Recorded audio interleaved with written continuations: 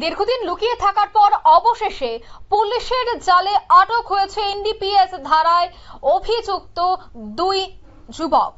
জানা যায় মেলাঘর থানার পুলিশের এ বিষয়ে একটা বড় সাফল্য। 16/4/2025 তারিখে মোহনপুর কালাপানিয়া এলাকায় মেলাঘর থানার পুলিশ গাঁজা সহ একটি ইকো গাড়ি আটকাতে সক্ষম হয়, কিন্তু গাঁজা কারবারিরা সেদিন সেই জায়গা থেকে পালিয়ে যায়। পরবর্তী সময় ইকো গাড়িটিকে কেন্দ্র করে মেলাঘর থানার পুলিশ তদন্ত চালায়। তদন্তের পর ইকো গাড়ির মালিক এবং গাঁজা কারবারির নাম উঠে আসে। একজন হলেন রতীশ ডোয়াতিয়া, বাড়ি মনাই পাথর, অপরজনের বাড়ি হচ্ছে অর্জুন ত্রিপুরা, বাড়ি তৈবান্দালে। গত 4 তারিখে গোপন খবরের ভিত্তিতে মেলাঘর থানার পুলিশ তাদেরকে গ্রেফতার করে। বর্তমানে দুজন মেলাঘর থানায় রয়েছে। নেশার বিষয়ে ধরপাকড়, তার পাশাপাশি বিভিন্ন জায়গায় তল্লাশি চলাকালীন সময়ে কিন্তু এই দুই যুবককে গ্রেফতার করা হয়েছে। কি বলছেন তারা, শোনাচ্ছি।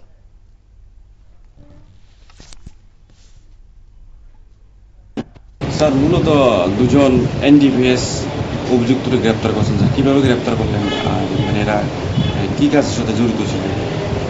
গত 16/4/2025 আমরা যে কালাপানিয়া রাস্তা থেকে একটি ইকো গাড়ি গাঁজাসহ উদ্ধার করেছিলাম, ওই মামলায় মূলত যে দুইজন অভিযুক্ত এখন পর্যন্ত অ্যারেস্ট হয়েছে তাদের নাম হচ্ছে গিয়ে, একজনের নাম হচ্ছে গিয়া রতীশ নোয়াতিয়া, বাড়ি মনাই পাথর, আরেকজন হচ্ছে গিয়ে অর্জুন কুমার ত্রিপুরা, বাড়ি তৈবান্দাল।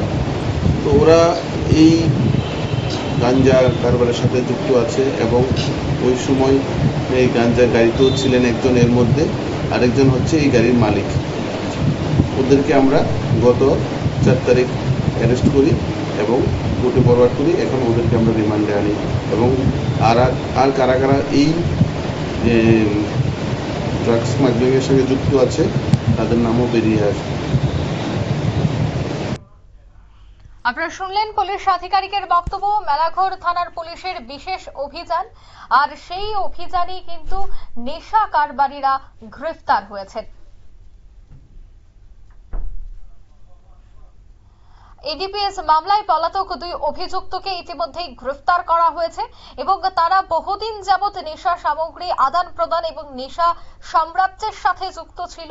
অবশেষে যেহেতু তাদেরকে গ্রেফতার করা হয়েছে, তাই তাদের জিজ্ঞাসাবাদের পর আগামী দিনে যারাই এই নেশা বাণিজ্য বা নেশা সাম্রাজ্যের বিস্তারে যুক্ত রয়েছে তাদেরকেও একে একে গ্রেফতার করা হবে। নিয়ে নিচ্ছে এই মুহূর্তে ছোট্ট একটি বিজ্ঞাপন বিরতি, সঙ্গে থাকুন।